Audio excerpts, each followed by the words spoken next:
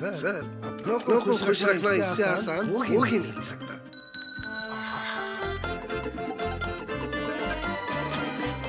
साहब अपनों को खुश रखना इससे आसान हो ही नहीं सकता।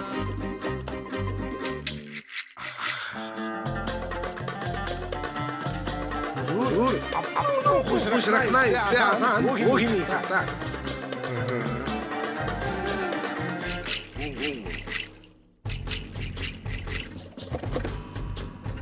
अपनों को खुश रखना इससे आसान।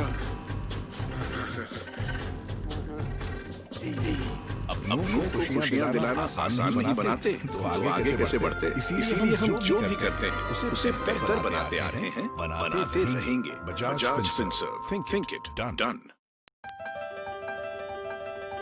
आने वाले कल की दस्तक हमें सुनाई देती है, नई मंजिल है जिस ओर हमें वो दिशा दिखाई देती है।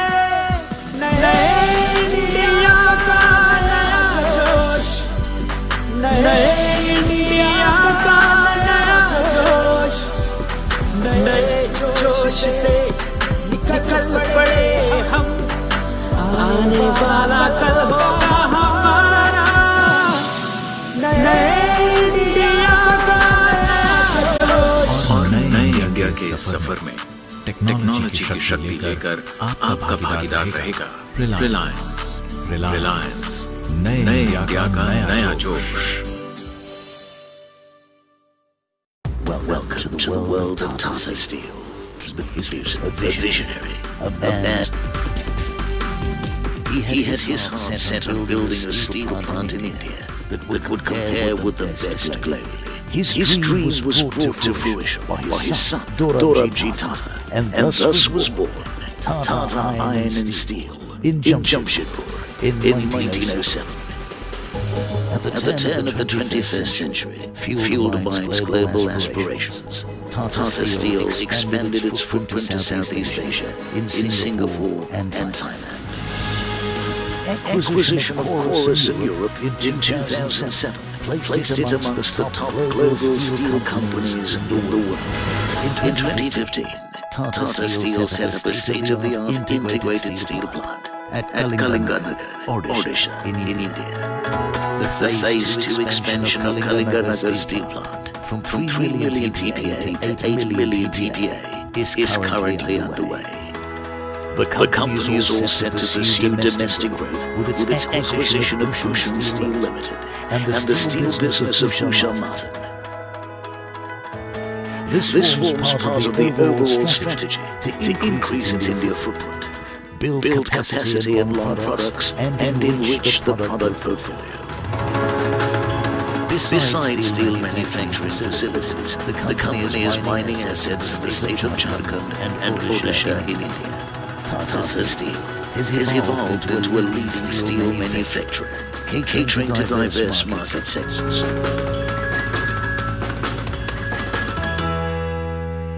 In its trend-setting journey, spanning more than a century, Tata Steel has contributed immensely towards the well-being of the planet and people.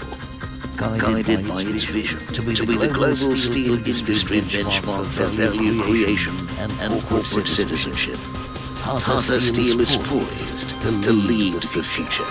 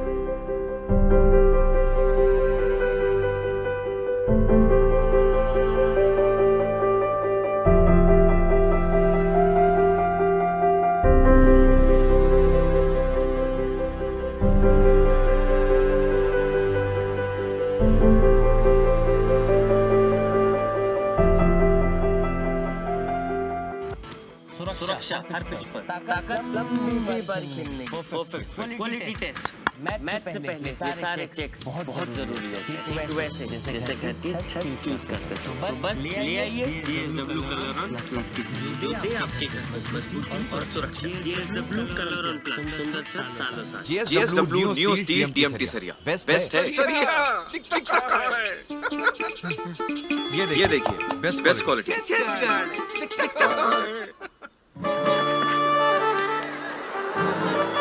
दिखता नहीं तो कुछ भी लगाओगे क्या? ये GSW न्यू स्टील TMT बार प्योर स्टील मजबूत घर।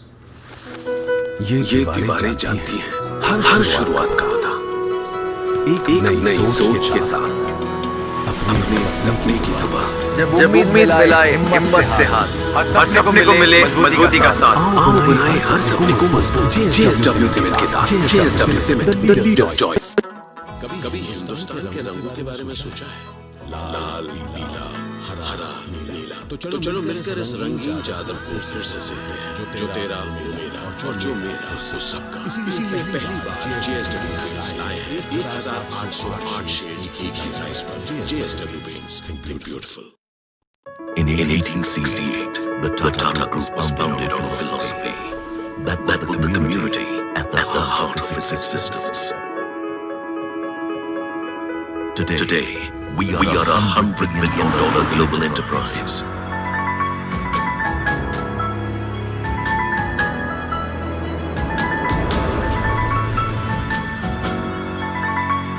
Our today has been built on enduring values.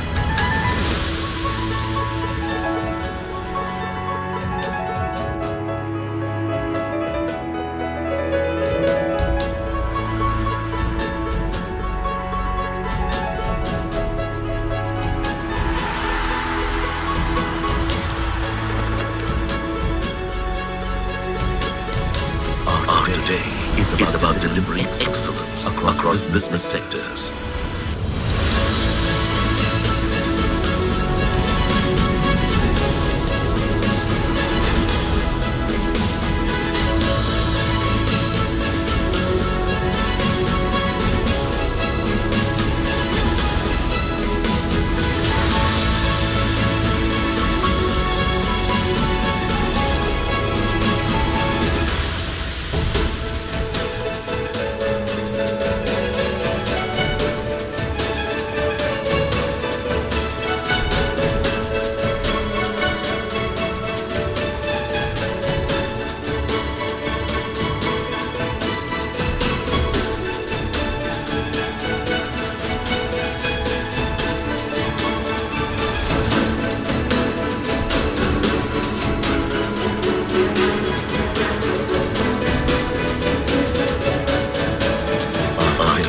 Is about building a future-ready nation.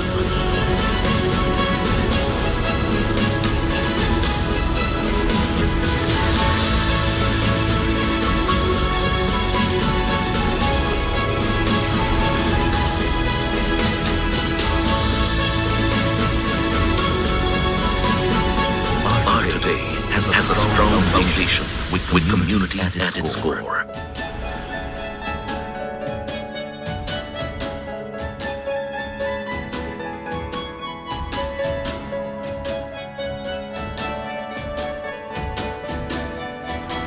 Our today is dedicated to the communities we serve.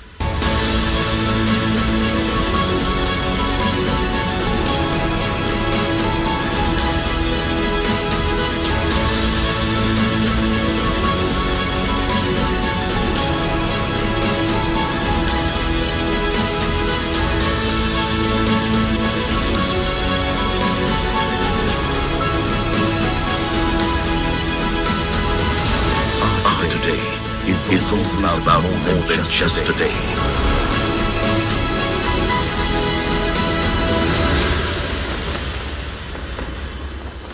Our today is a continuous journey for a better tomorrow. Tata, leadership with trust.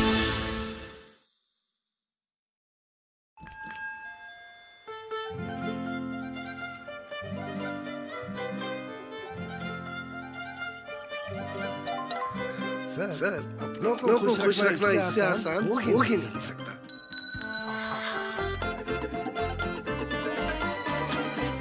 साहब अपनों को खुश रखना इससे आसान हो ही नहीं सकता।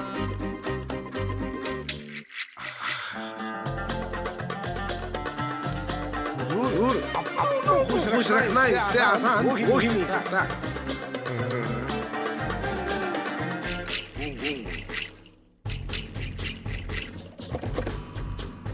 अपनों को खुश रखना इससे आसान। अपनों को खुशियां दिलाना आसान नहीं बनाते तो आगे कैसे बढ़ते। इसीलिए हम जो भी करते हैं उसे बेहतर बनाते आ रहे हैं, बनाते रहेंगे। Bajaj Finserv, think it, done. आने वाले कल की दस्तक हमें सुनाई देती है। नई मंजिल है जिस ओर हमें वो दिशा दिखाई देती है। नए इंडिया का नया जोश, नए इंडिया का नया जोश, नए जोश से निकल पड़े हम। आने वाला कल होगा हमारा। नए इंडिया का नया जोश। और नए इंडिया के इस सफर में टेक्नोलॉजी की शक्ति लेकर आपका भागीदार रहेगा रिलायंस। नए इंडिया का नया जोश। Welcome to the world of Tata Steel, a flagship company of the global business conglomerate, the Tata Group. Tata Steel is one of the world's most geographically diversified steel producers, with operations and commercial presence across the world. The story began with the dream of one man, Jamsetji Nosarwanji Tata, a pioneer, a visionary, a man ahead of his times. He had his heart set on building a steel plant in India that would compare with the best globally. His dream was brought to fruition by his son, Dorabji Tata, and thus was born Tata Iron and Steel in Jamshedpur in 1907. At the turn of the 21st century, fueled by its global aspirations, Tata Steel expanded its footprint to Southeast Asia, in Singapore and Thailand. Acquisition of Chorus in Europe in 2007 placed it amongst the top global steel companies in the world. In 2015, Tata Steel set up a state-of-the-art integrated steel plant at Kalinganagar, Odisha, in India. The Phase 2 expansion of Kalinganagar steel plant from 3 million TPA to 8 million TPA is currently underway. The company is all set to pursue domestic growth with its acquisition of Bhushan Steel Limited and the steel business of Usha Martin. This forms part of the overall strategy to increase its India footprint, build capacity in long products, and enrich the product portfolio. Besides steel manufacturing facilities, the company has mining assets in the state of Jharkhand and Odisha in India. Tata Steel has evolved into a leading steel manufacturer, catering to diverse market segments.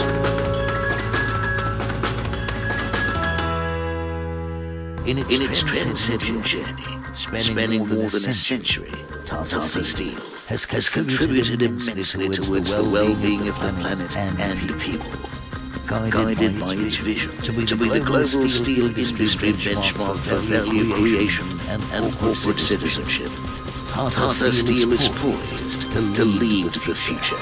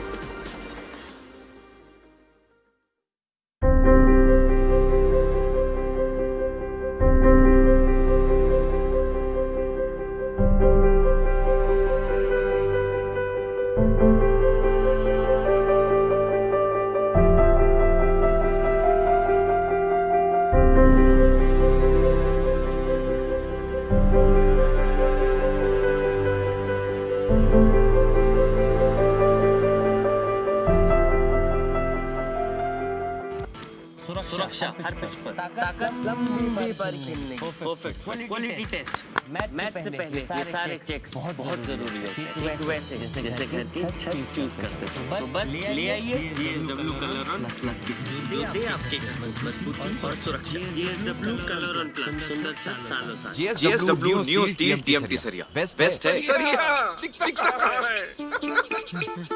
ये देखिए best quality.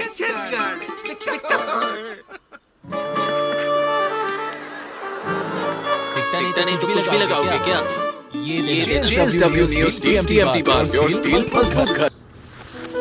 ये दीवारें जानती हैं हर शुरुआत का पता। एक नई सोच के साथ अपने सपने की सुबह। जब उम्मीद मिलाए हिम्मत से हाथ और सपने को मिले मजबूती का साथ। आओ बनाए हर सपने को मजबूत GSW सीमेंट के साथ। GSW cement, the leaders choice. कभी हिंदुस्तान के रंगों के बारे में सोचा है? लाल, पीला, हरा, नीला। तो चलो मिलकर इस रंगीन चादर को फिर से सिलते हैं। जो तेरा वो मेरा और जो मेरा वो सबका। इसीलिए पहली बार GSW पेंट्स लाए हैं 1808 शेड्स एक ही प्राइस पर। GSW paints, think beautiful. In 1868, the Tata Group was founded on a philosophy that put the community at the heart of its existence. Today, we are a $100 billion global enterprise.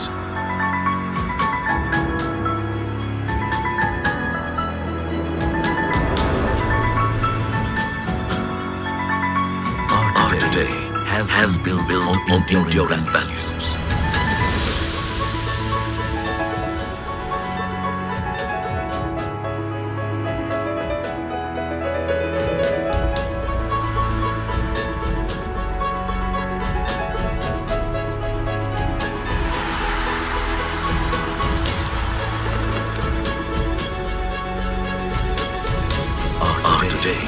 Is about delivering excellence across business sectors.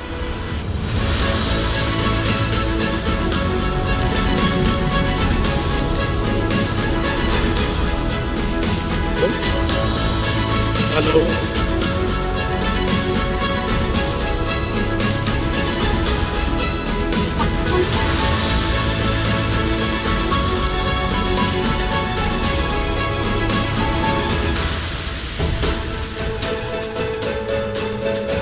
Sir, am I audible?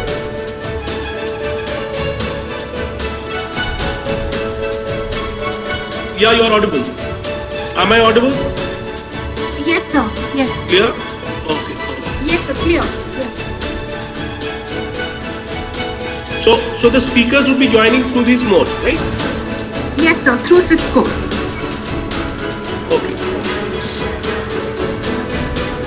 But they would be seen in the height the way we saw the inauguration. Today is about building Yes, sir. a future-ready nation. I have my Hive window is also open, so I mean it's right now an ad is showing there, so we are waiting for the session panelists. How you are opening both? Can you tell me? So because I was registered as a session coordinator, so when I went to Hive and I clicked on join now, two simultaneous windows opened. One was on Hive and the other one was here at Cisco. I also did the same thing, yeah. But for me only this one has opened. So if you go back to your previous window, you will be able to see it. Our today is dedicated to If you minimize Cisco WebEx right now and go back to Hive, then you will be able to see. Okay. Now, he's saying the same, but he's saying session 3. I don't know why it is session 3. Okay, the other one. You are saying the other one. Oh, right. I got it. Okay, thank you. Great. So 2 windows open, yeah. Yes, sir. And what one? Sorry, sir.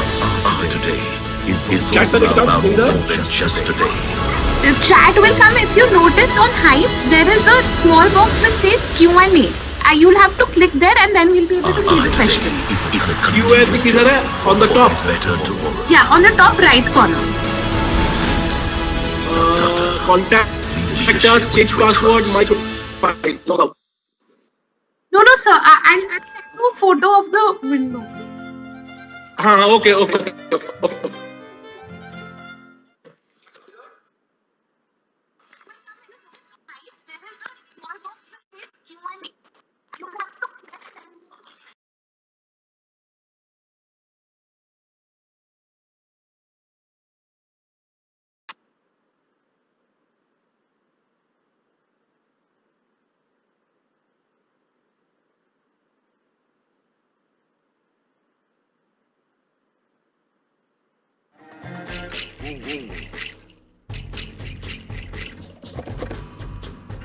अपनों को खुश रखना इसे आसान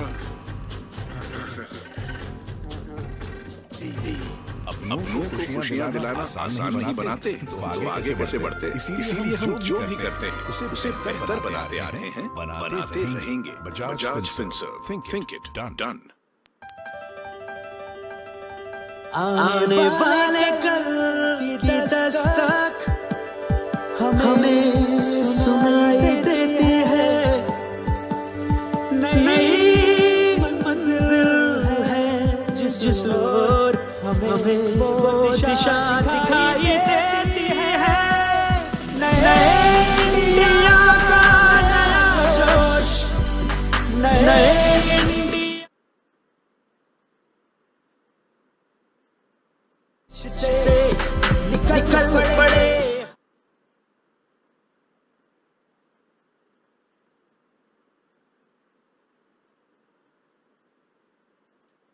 hello.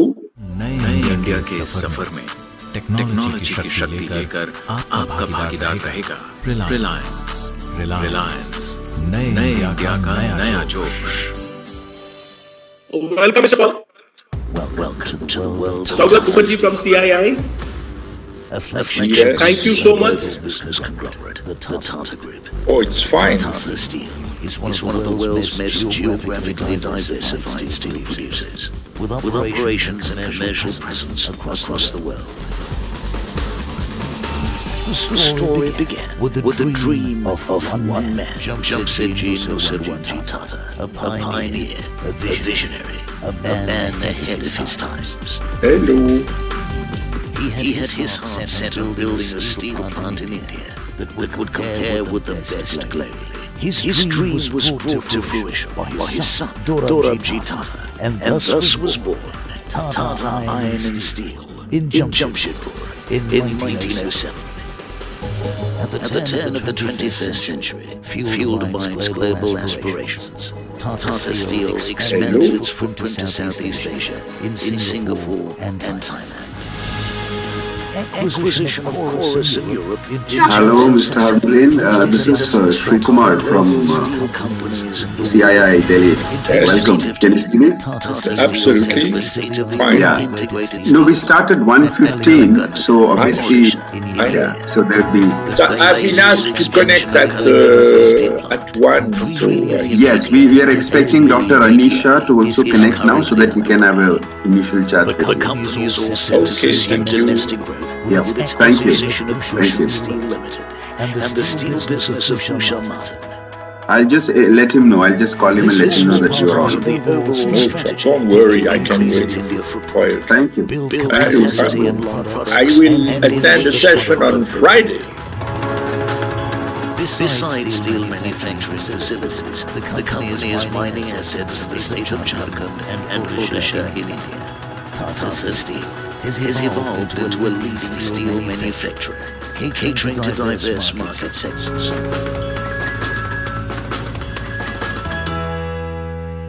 In its trend-setting journey, spanning more than a century, Tata Steel has contributed immensely towards the well-being of the planet and people. Guided by its vision to be the global steel industry benchmark for value creation and corporate citizenship, Tata Steel is poised to lead the future.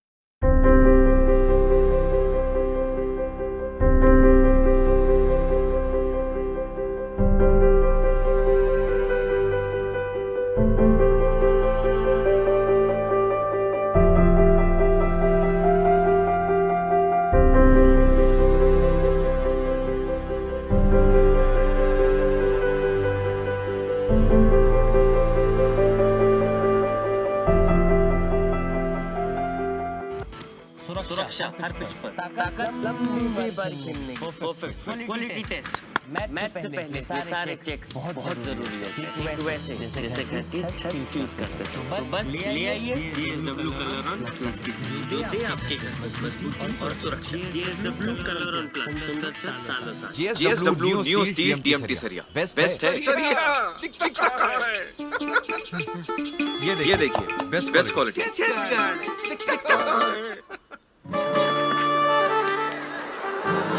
दिखता नहीं तो कुछ भी लगाओगे क्या?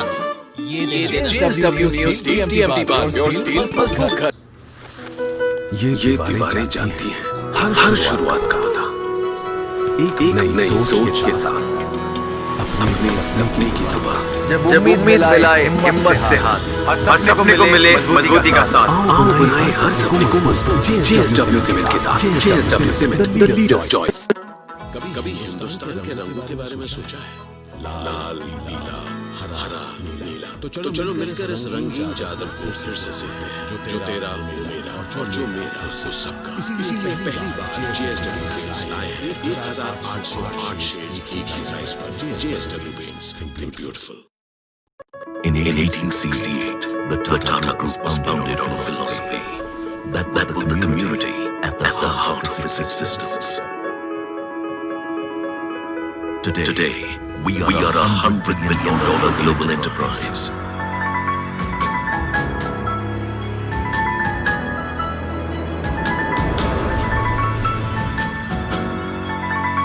Our today has been built on enduring values.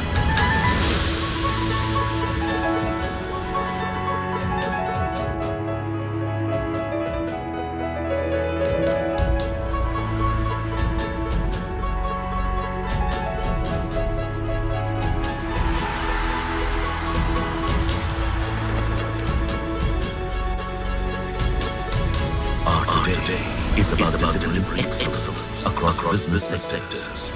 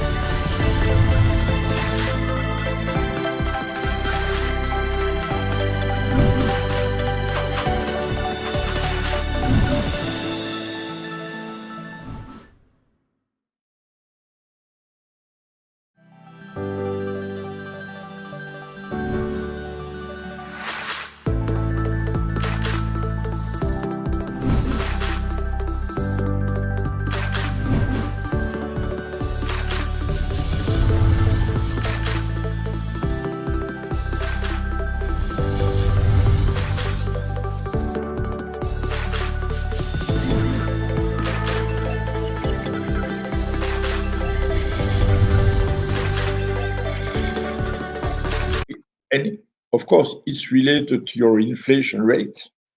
That's right. And your inflation rate is higher than the Western inflation rate today, or at least before the. What has been the inflation rate in the COVID year? I haven't read any inflation rate measure. It's been fairly moderate, but it is higher than the developed economies. Of course. So I'll take that last question out because you're absolutely right. There are a number of other factors there. No, I don't want to interfere with the RBI policy. Yes, that's right. That's right. Okay. As you know, I wear multiple hats because as the Capgemini chairman and CEO for 18 years, I have invested in India a lot. Then I am the co-chair with Mr. Soni of the India-France Large Enterprise Forum. Okay. And then I have been appointed by the government as in charge of India-France economic relationships, which is an official mission by the government. And I'm part of the MEDEF too, so I have many. Okay, I'm just capturing that as part of the introduction. So what I have here is... You know what is the MEDEF, which is the counterpart of the CII. You know MEDEF? MEDEF is the employer organization in France. I'm in charge of the Indian chamber of the MEDEF. Okay. I am the co-chair with Dhruv Soni of the forum. I have the special envoy of the French government for India economic relationship, plus my Capgemini. So I have multiple hats. Special envoy of French government for India economic relationship. Yeah. India-French economic relationships. India-France economic relationships. Okay, live now? Should we go live? Yeah, we should. Okay, thank you.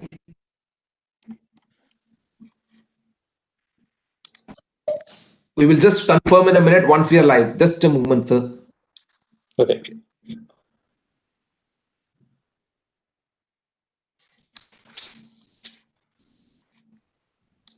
We are live now. Thank you.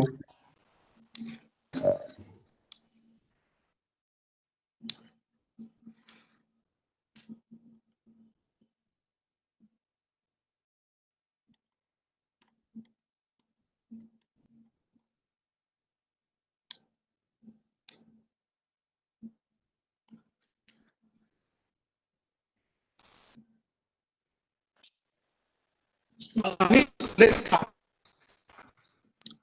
Thank you. Good afternoon, everyone, and good morning to those joining in from Europe. It is indeed my pleasure to moderate this very important session on India in the global investor's eye. We are indeed in unprecedented times today. The global GDP has contracted by 5% in 2020 versus an expansion of 3 to 4% that was expected this year. For reference, the global economy contracted by only 0.1% during the global financial crisis. Many companies are at crossroads. Whether to play defense, that is protect cash, liquidity, and claw back core business as demand comes back, or should they play offense, acquire talent and businesses? Should they double down on bets that can transform their businesses? As a reference, the GFC allowed similar opportunities, but only 1 out of 8 companies was bold enough to take advantage and come out stronger post-recession. Globally, there is a significant amount of capital available, looking for the right opportunities to invest. Even over the past few months, we have seen healthy amounts of FDI flowing into India. A CII survey of multinational corporations in India found that India is among the most attractive investment destinations. 82% of respondents are planning to invest in the next 2 to 3 years, with 30% of them investing more than $500 million. Further, 34% of the respondents indicated that India is their top choice for investments across all global destinations over the next 3 years. Why was this the case? The top 3 reasons that they articulated were market potential, a skilled workforce, and political stability. Other factors that contribute to the attractiveness of India include a competitive labor availability, policy reforms, and availability of raw materials. India also benefits from its growing share of global GDP, its large population, and young demographics that remain a rich source of consumer demand. The government of India has initiated multiple schemes and growth reforms in terms of ease of doing business, promoting FDI, infrastructure investments, bankruptcy and tax reforms, all of which will attract higher investments into India. An added factor is the changes that we are seeing in global trade relations. We do see an increasing role for India as the dynamics around the world change. With multiple economic reforms, clubbed with changing global trade dynamics, our session today will seek to highlight the various opportunities in India and look at areas which kindle a spark in the eyes of leading overseas investors. And for that conversation today, I'm very happy to have with us Mr. Paul Hermelin. He's the chairman of the board of directors of Capgemini. He also chairs the strategic and CSR committee for the board. He has graciously accepted to be with us for this session and share his perspectives on India as a growing international destination. Mr. Hermelin has been a key member of the French government. He held a number of posts in the budget office and on various ministry staffs, including that of Finance Minister Jacques Delors. He was Chief of Staff to Dominique Strauss-Kahn, Minister of Industry and Trade from 91 to 93. Mr. Hermelin has been with the Capgemini Group since 1993, and following the separation of the functions of chairman and CEO, which took place in May 2020, he retains the chairmanship of the board of directors of Capgemini. Mr. Hermelin is also very familiar with India, and he's integrated very closely with the government and large enterprises in France. He is a co-chair of the India-France Large Enterprise Forum. He leads the Indian Chamber of MEDASH, which is CII's equivalent in France. And he's a special envoy for the French government for India-France economic relationships. France as a country is an important partner for India, and we're delighted, therefore, to have Mr. Hermelin with us today to share his perspectives on how he sees India. So, Mr. Hermelin, thank you for your presence. May I request you to open with your comments, after which we will go into questions and open it up to everyone in the audience to share questions as well. Over to you, Mr. Hermelin. Thank you, Mr. Shah. Thank you. I'm very delighted and honored to be part of this session. And CII is an important partner for France, for the MEDEF. CII is in charge of the support of the large enterprise forum that you mentioned. So I know pretty well CII. I may start as an introduction with the Capgemini journey. Capgemini journey is quite spectacular. We Capgemini, some people might remember, we had acquired Ernst & Young Consulting, which was the consulting arm of the audit firm, in May 2000. At the time, the regulatory authorities in the US had asked audit firm to sell or to separate their consulting arm. So we had acquired Ernst & Young, and they were a little tiny Indian operation. And in February 2001, so a couple of quarters after the acquisition, I went to visit Mumbai and went to Vikhroli to discover the small Indian operation. There were 120 people, 120, and they were led by a quite talented Indian fellow. If I now share his name, you will not be surprised. His name was Salil Parekh. So Salil has grown with us in India, then in the group. He led the US, and unfortunately, he left Capgemini. He's now the CEO of Infosys. So quite a talented fellow, as you can imagine. So Salil took me from Mumbai to Bangalore, where I paid a visit to Wipro and Infosys. Surprisingly enough, the CEO of Wipro is now a former Capgemini guy too. So the two companies I paid a visit in February 2001 are now led by two of my former colleagues. And I discovered the Indian IT service industry. And it was a shock. It was very impressive. So I started to think, how can I copy the model? And we started organically. And here we will come to the first attribute of India.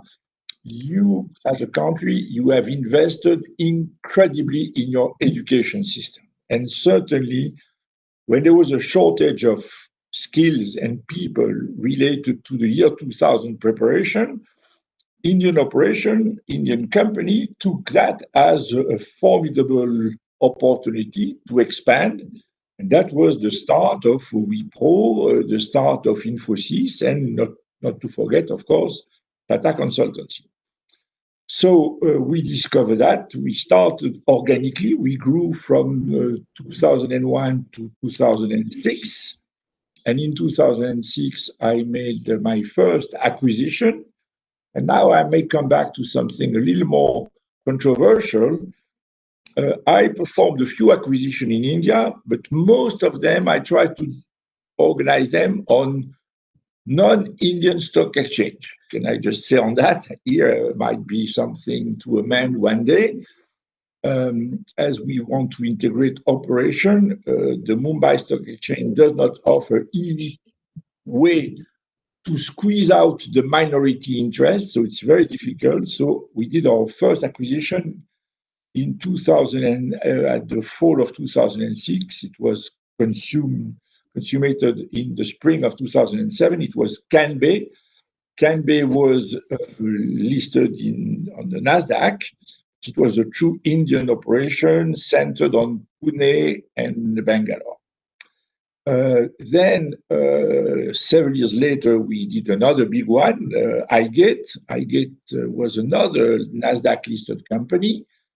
This time it was, Canbay was 6,000 people.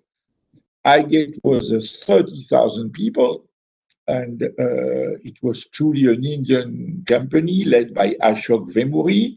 If you remember, that was the result of the merger between Patni and iGate. That happened a few years before. And that was a magnificent addition to the group. And can I just say, in the middle of this COVID crisis, we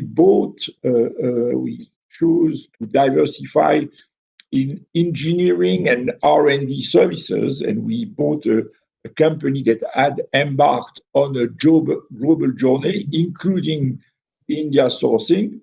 So in March of 2020, in the middle of the COVID crisis, we bought a company named Altran.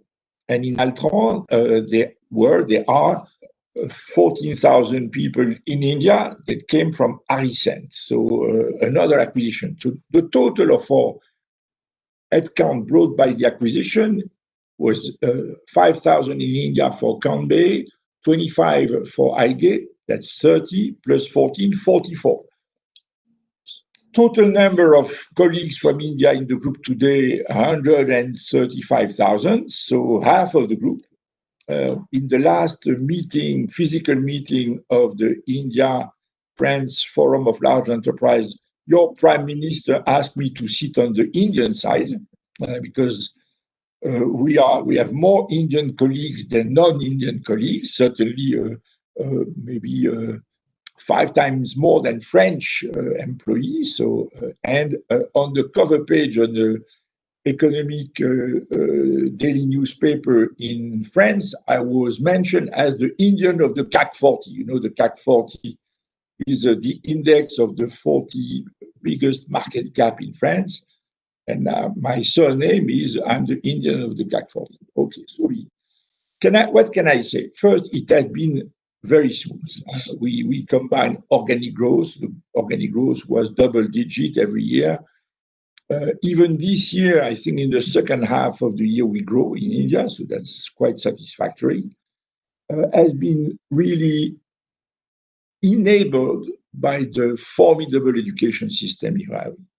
And we might talk about some challenges there, but regarding IT skills, you are outstanding. So I now have met most of your NIIT executives, so I know all the college in India.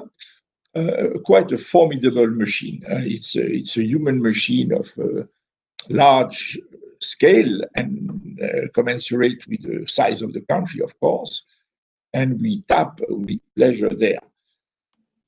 Can I say on that as I point on challenge, if you remember, I pointed one on the Mumbai Stock Exchange. I will now notice one. Your education system is really one of the best of the world in IT skills.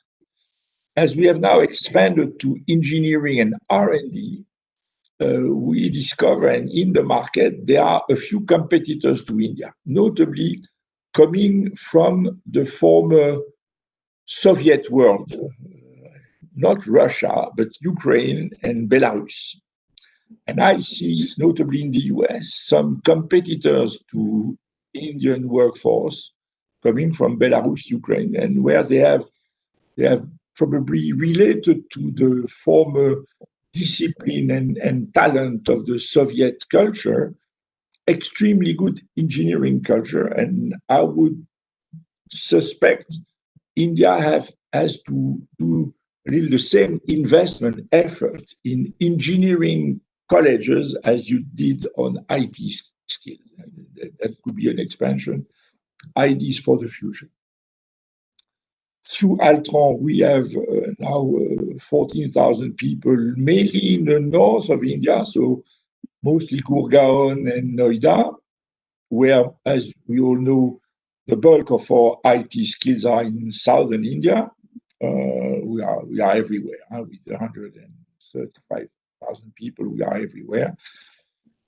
So my admiration for your education bet, and what I would like to point is, historically, we would specialize India on large maintenance program.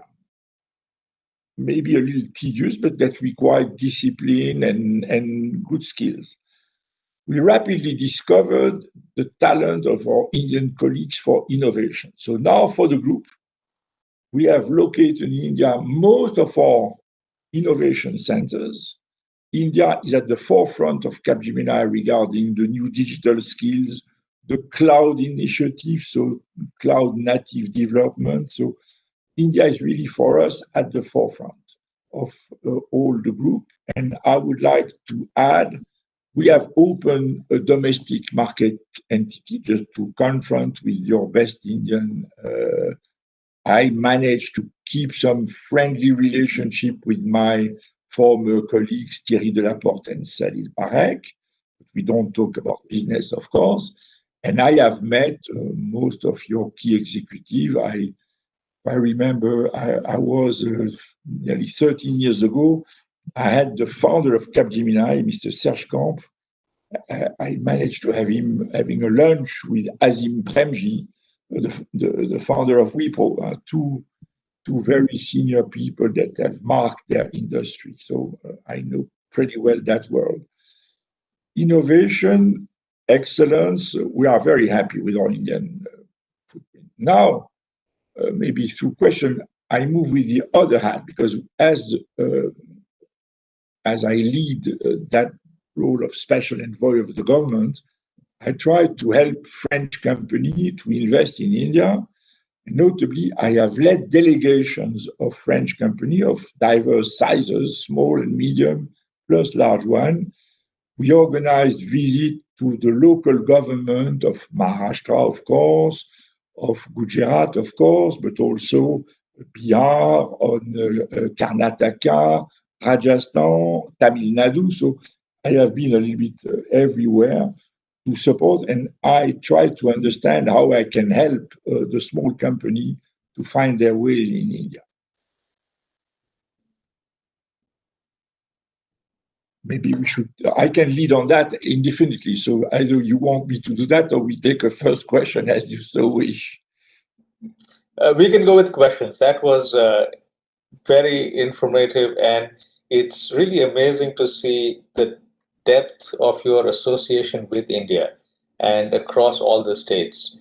Let me start with just getting your view with regard to the pandemic. Is the worst behind us? What is your view for 2021? The first point is to say, in France, we had it's somewhat in the northern hemisphere related to the weather and the season. So we had a first wave early spring 2020 with hard confinement in France. With the spring and the warm temperature, we released the constraints.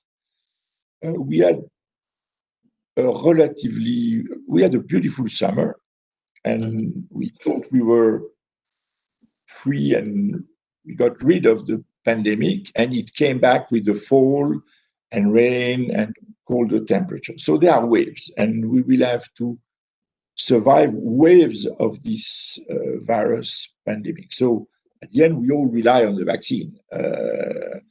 Can I point that we saw the virus pandemic start in Europe, in Italy.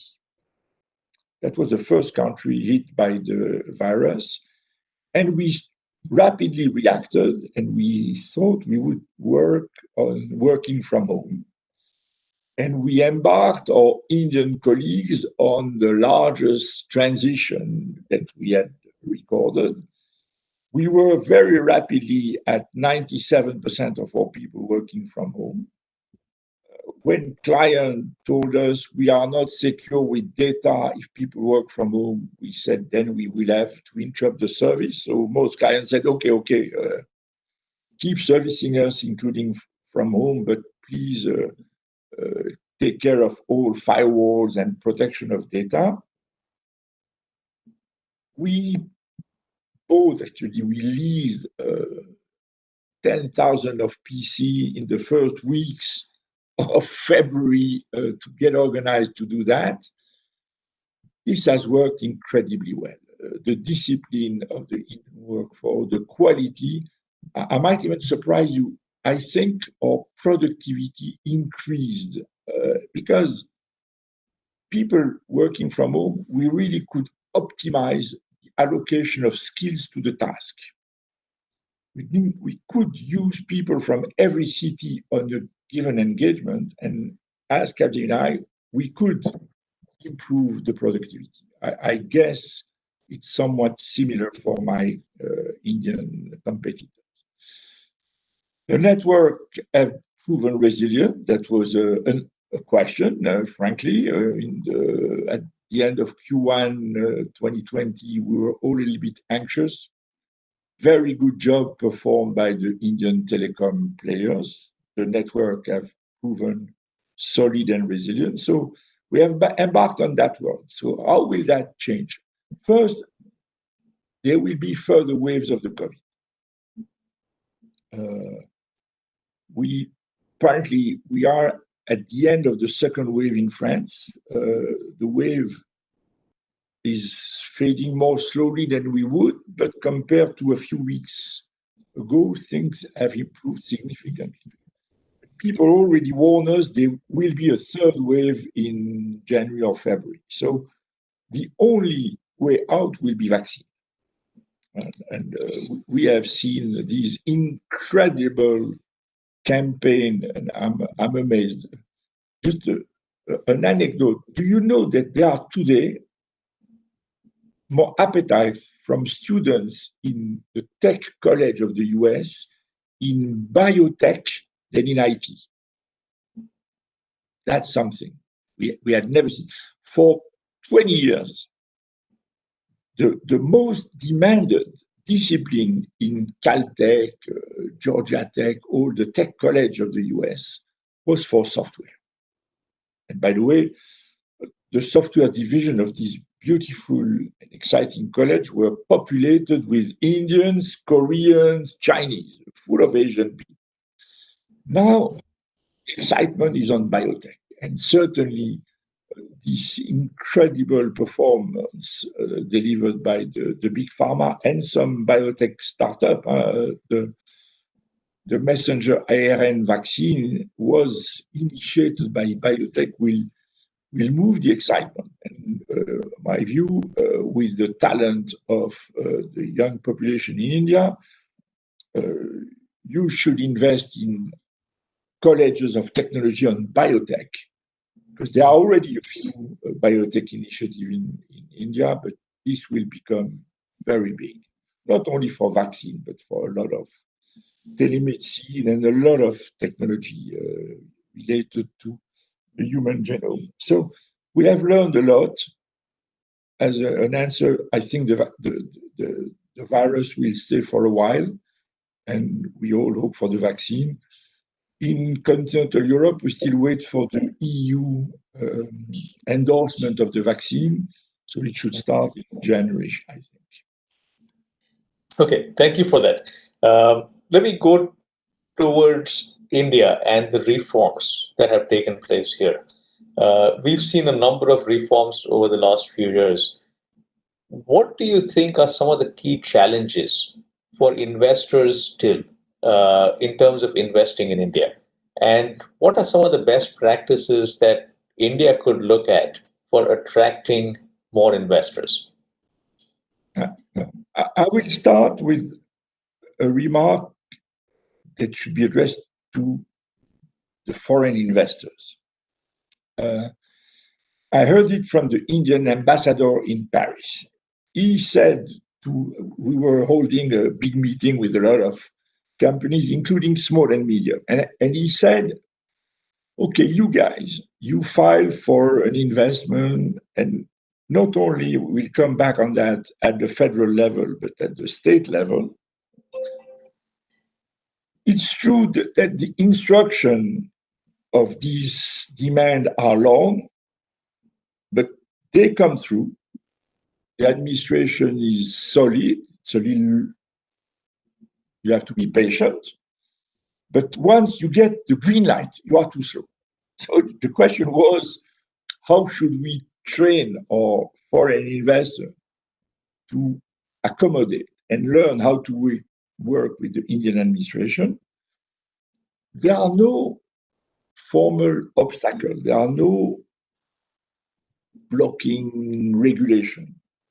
But the instruction by the Indian administration is long, somewhat comprehensive, can take time, and people should not be discouraged. So, as you see, it's more a lesson to my colleagues, French investors. It's not a question to the Indian. Maybe it's a discussion I remember I had even with your prime minister.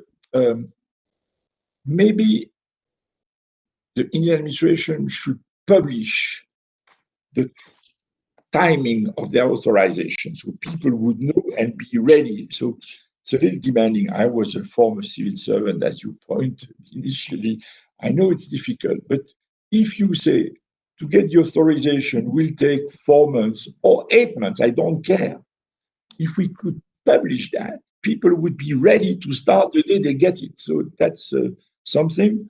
The blame is on my French colleagues. It's not on India, but maybe with some publicity of the delay, we could do better. Besides that, I have seen a lot of opening, if you remember, in terms of the percentage of ownership for foreign companies.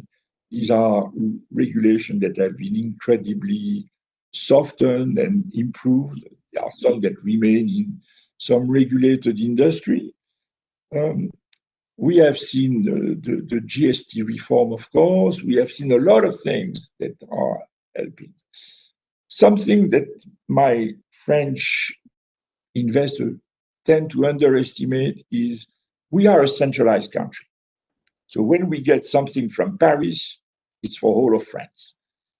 India is a federal country, and people should know what will be dealt with at Delhi level and what will be dealt with at the local state level.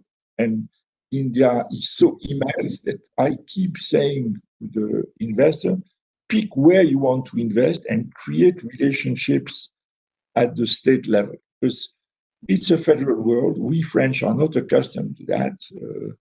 The US might be more familiar because it's another federal country. France, I repeat, is since Napoleon, it's a very centralized country.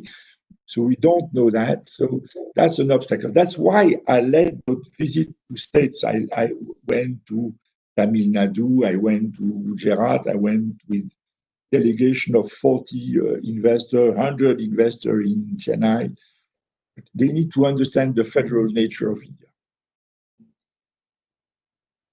Okay, that's very helpful. Thank you. I have the first question from our audience, and the request is for you to expand a little more on what you just said with regard to if you were to recommend 5 interventions that the government of India should make. What are the 5 things that you would tell the government, here's what you should do to attract investors?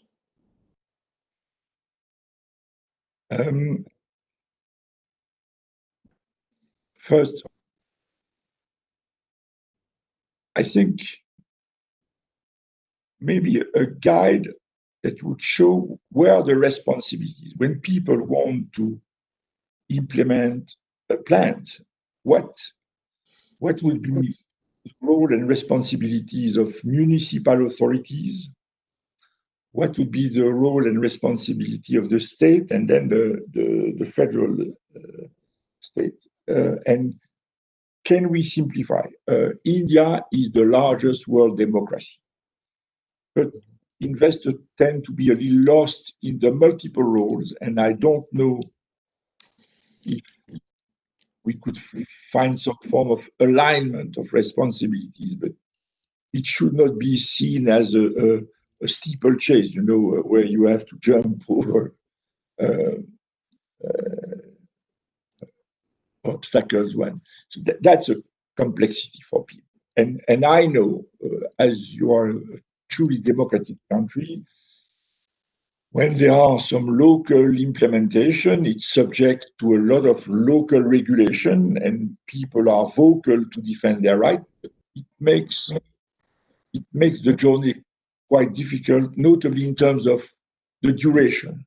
The duration. Just say, investor needs some visibility on the decision cycle time, and that I think is a domain in which things could be improved.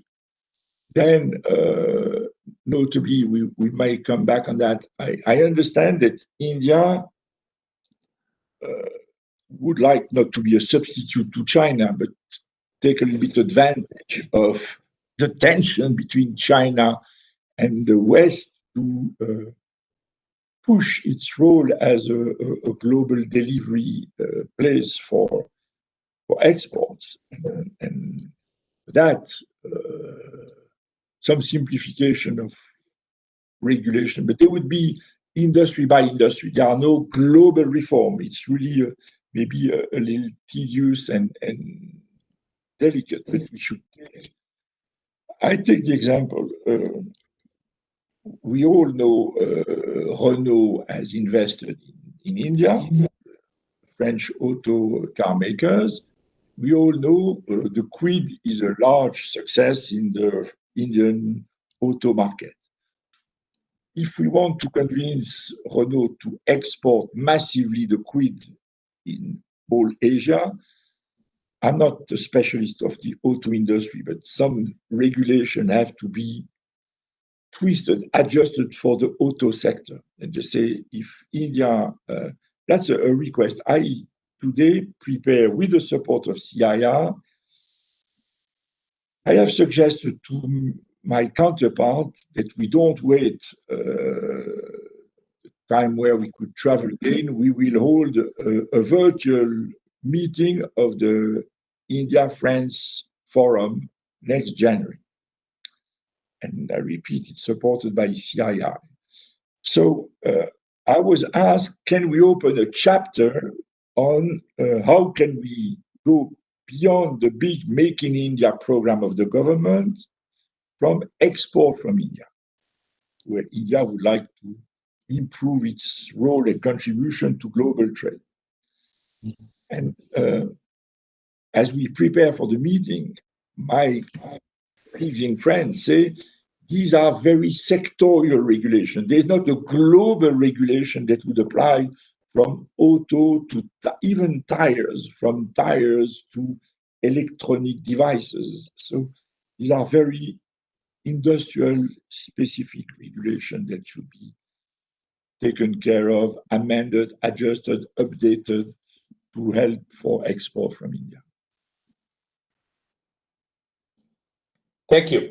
That is very clear in terms of the specific actions. And you're absolutely right that it should not be a steeplechase. It should be a much easier process from that perspective. Let's come back to your earlier comments around higher productivity for people working from home. You're absolutely right that COVID has changed our ways of working. And we all have learned to work more effectively remotely. And we could not have imagined that earlier. We're also seeing digital and innovation themes disrupting many of our businesses, more so in the post-COVID world. In this environment, what are the themes that you feel are more exciting with regard to India? How can Indian firms take advantage of some of the world that's changing post-COVID? Any views on that? Indeed, and we must proactive on that. I just point that I think yesterday or today, the group Capgemini has issued a survey prepared by the Capgemini Research Institute about working from home. What are the lessons? I think they surveyed 8,000 people in all countries, from the US to India, from Germany to France. And we have now an analysis of what has changed per country and per industry vertical. So I recommend, it's public, and the survey is totally public. So within the group, we have decided to work on what we call the new normal. Mm-hmm. Let's not think we are in a crisis. Let's think we design today the new normal. The first point, as I mentioned earlier, we now have the freedom to allocate a talent to a task wherever he or she is, and with little intervention or no intervention from the client.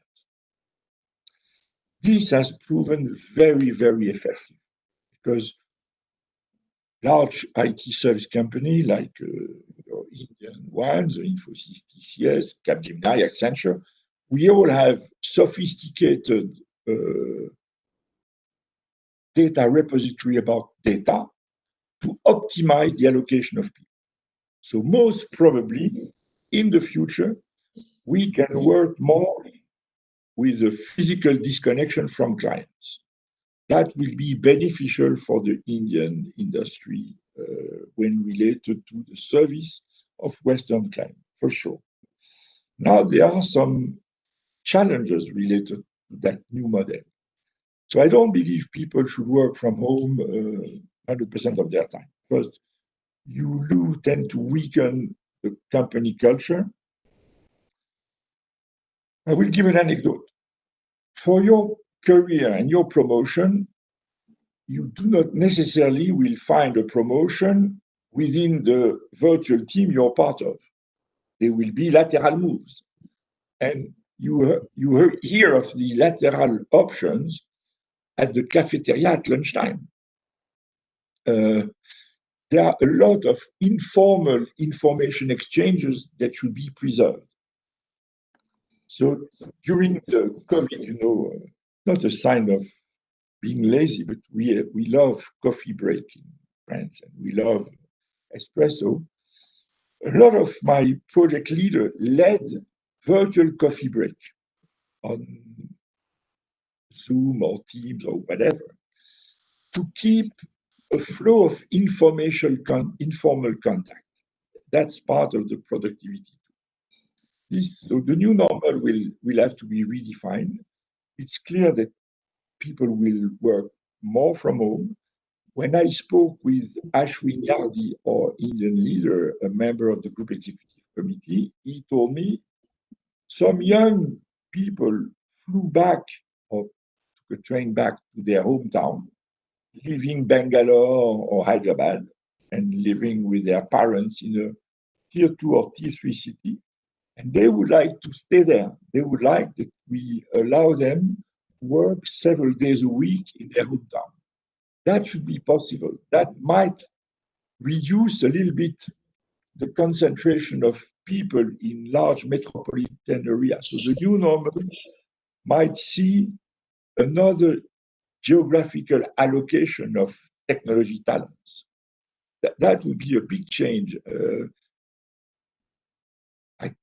I go to Bangalore, but I hate Bangalore traffic jams as anybody. I tend to pick a hotel very close to our unit, but it's impossible. So will we see a reallocation, geographically, I mean, of talent that would be allowed by the working from home new working models? That's very interesting. So let's imagine, let's invent the new normal together. There is indeed the new normal, and you're right about the geographic reallocation of talent, and we will have to see how we deal with it and maybe take opportunities from it. Another question from the audience here is, as we think about plus one, where there is an anti-China sentiment coupled with supply chain disruptions that are leading investors globally and corporates globally to look at, is there a plus one factor? What is your view on the likelihood and the timing of India potentially benefiting from this plus one factor that is out there?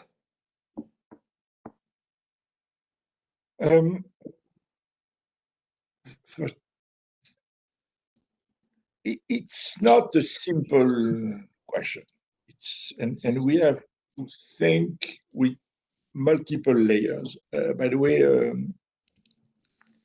in Paris, with a few CEOs and chairmen, we will hold a session on what could be the adjustment to globalization. Because if you remember, the shortage of masks, people now want a local production of things that are related to survival. So it's not about manufacturing masks out of China to put them in India or in Vietnam. There will be a few devices, a product that people want to see very close in terms of survival and very quick reaction. If I remember, I read in last spring that 70% of ibuprofen, the anti-inflammatory drug, is produced in China. So people say, okay, that's too fragile. The supply chain is too fragile. So first layer of an amendment would be what must be produced close to the consumer. Not that many things, but a few things will have to get closer. So that India might be the hub for South Asia, but I speak of, when I say local, I speak at the scale of continent. The second layer will be reduce the fragility of supply chain with alternative source so that we don't rely on one country. And that's where India can play a role. And then there are and there will be friction with China, more between China and the US than between China and Europe, but there will be some. So people will look for a second source. At this stage, I would point a relatively small country like Vietnam is playing well with extremely rapid reaction. That will be a main theme of our January session of the French-India Forum, which is we are preparing. I have a session this afternoon to prepare the January session. What would be our request to pick India as the platform for export? That's exactly the discussion we had a few minutes ago. There is an opportunity there for India. I'm sure of that.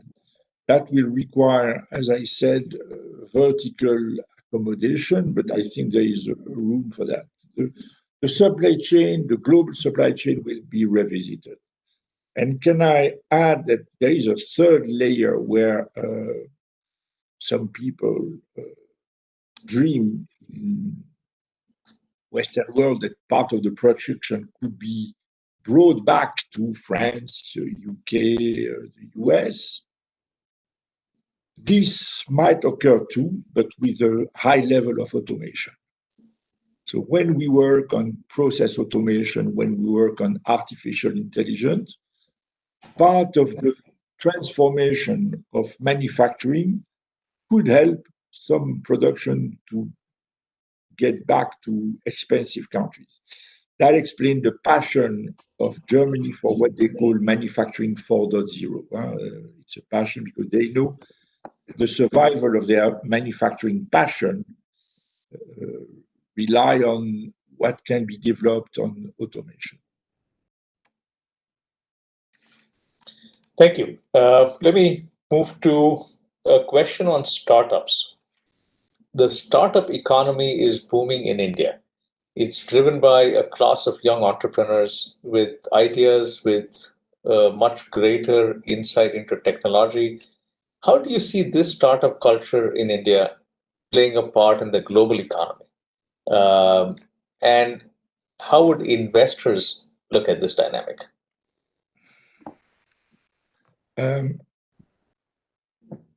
That's an exciting question. I have met some of young entrepreneurs. I have created for Capgemini an advisory board where we have attracted some of them, and including some venture investors who had to connect us with these young entrepreneurs. This being said, there are historically, there was one model, the Silicon Valley. There might be another model emerging in China, in the Shenzhen part, close to Hong Kong, maybe. What is required for that? The talent India have them. That's a no-brainer. Entrepreneur, my French friends know I have a cultural passion for India. I think India is an incredible country because you have the combination, you are one of the very exceptional examples where you could embrace the modern world, even if in its material passion, and safeguard your spirituality and culture. That's unique.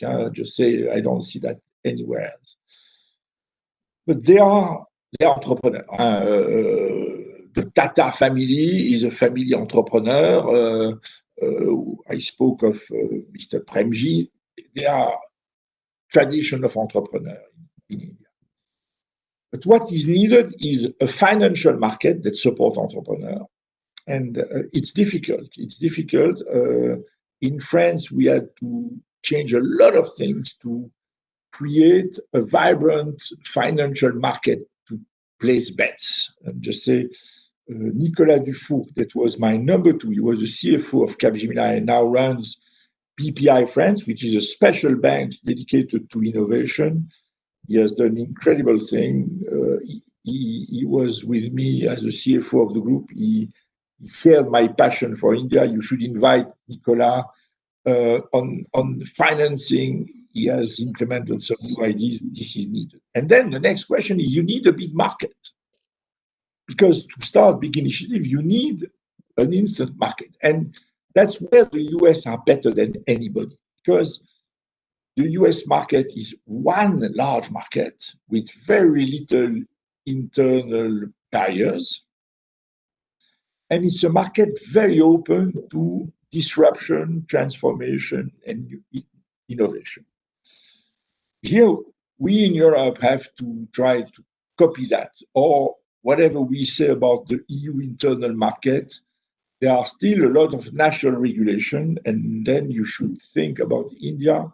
Don't you have still too many state regulations so that the young entrepreneurs are not in front of a total Indian opportunity, but more Maharashtra or Uttar Pradesh market.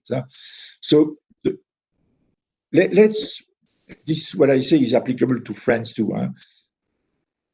Improve our finance support to startups and help them with market access. The rest, the young people have the talent. They don't need us. That's a great point. And let me now come to the final question, which is from the audience again. And this is about a very important topic around reskilling, especially with technology, with artificial intelligence, and everything else we are seeing. There is a need to ensure we can reskill our workforce. The national education policy, you may have seen, has been announced in India earlier this year. And what is your view on how should students look at this? And more importantly, how can India present a greater opportunity for reskilling? Is there an opportunity for France and India to partner together in that space? The first point I want to say is France has been criticized, including internally, for the long hours, months dedicated to some academic fundamental. We spend years on mathematics. My experience is build a strong academic foundation helps moving from one wave of technology to the next one. So I know when people are 18 years old, they would like rapidly to dive and learn things that are directly applicable, reinforcing the layer of basic knowledge is useful. Second point, as the speed of change will not slow down, it will even potentially accelerate, we should accept deep reskilling during professional life. So historically, we had training for people that would last 3-4 weeks. Now we see that for employees, there are moments in their professional life where they need 8 to 9 months of professional reskilling. So I think this is a different profile, different.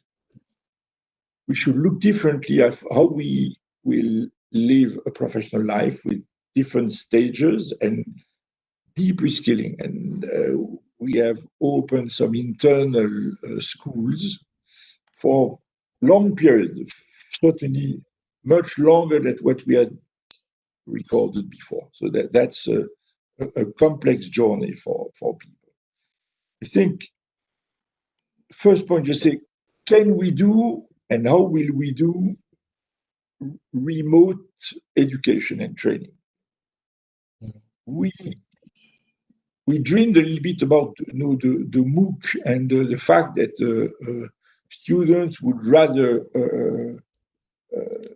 apply to a US university than I think it was a big fear of Latin American university, where their best, most talented young energies would try to connect online to get graduated by best US university. This did not happen. I think with the online disruption caused by the COVID, there will be there will be a new normal in education too. I don't think we will see the end of physical campus, but there will be a new normal too. And there will be periods of physical presence and periods of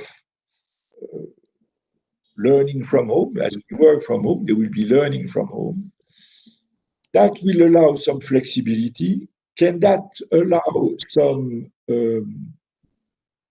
binational initiative? You mentioned France and India. Why not?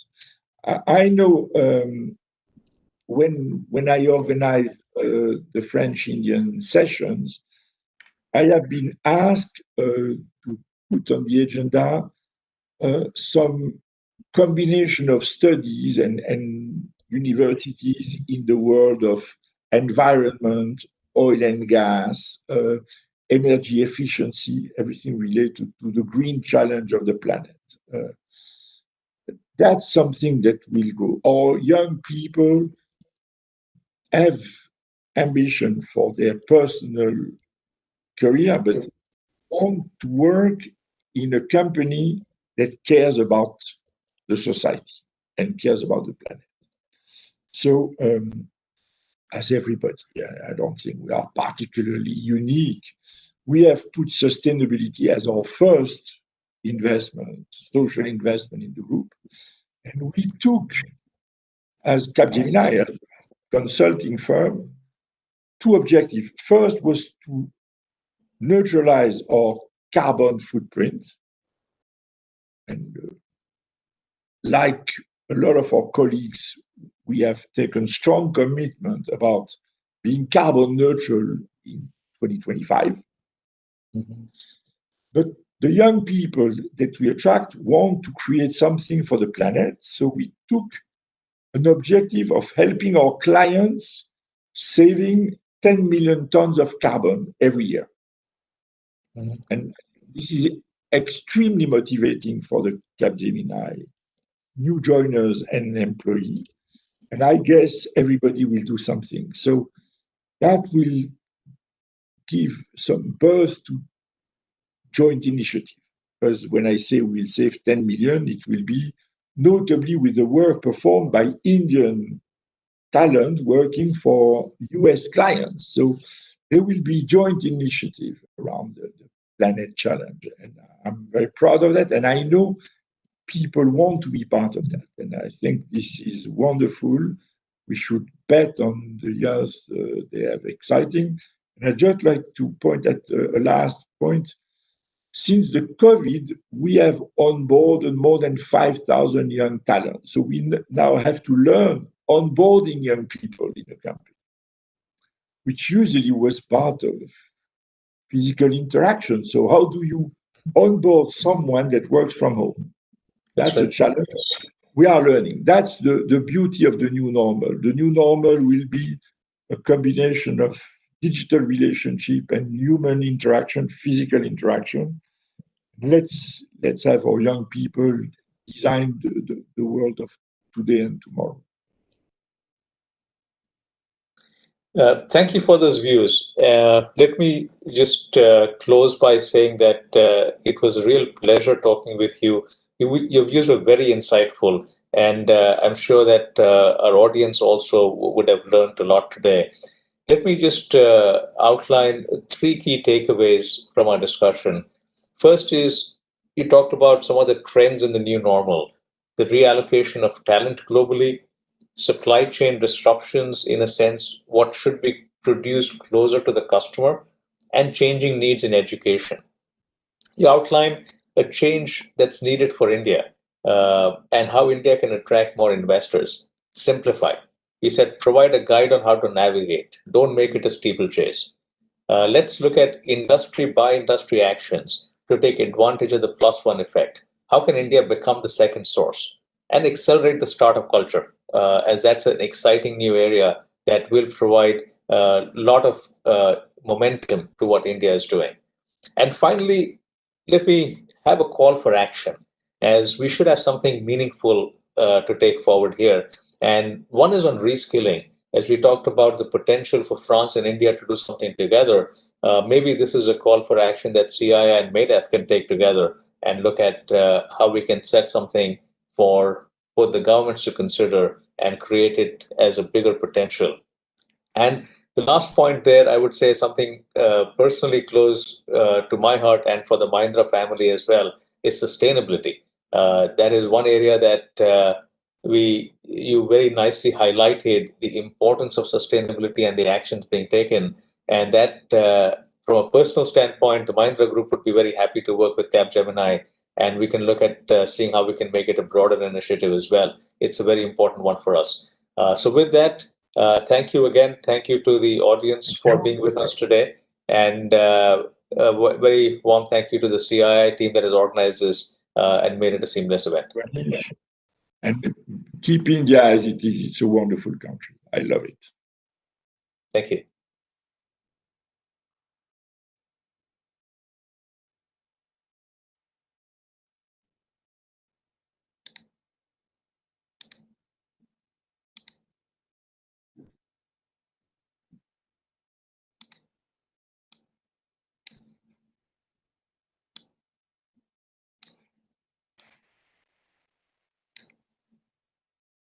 Okay. Sagat, we can't hear you. You're on mute.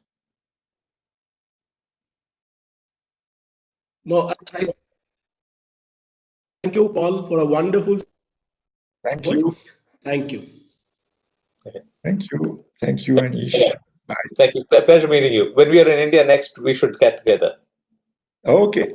Thank you. Yes. Bye. I will request Shraga to just share coordinates so that I have your contact information and vice versa.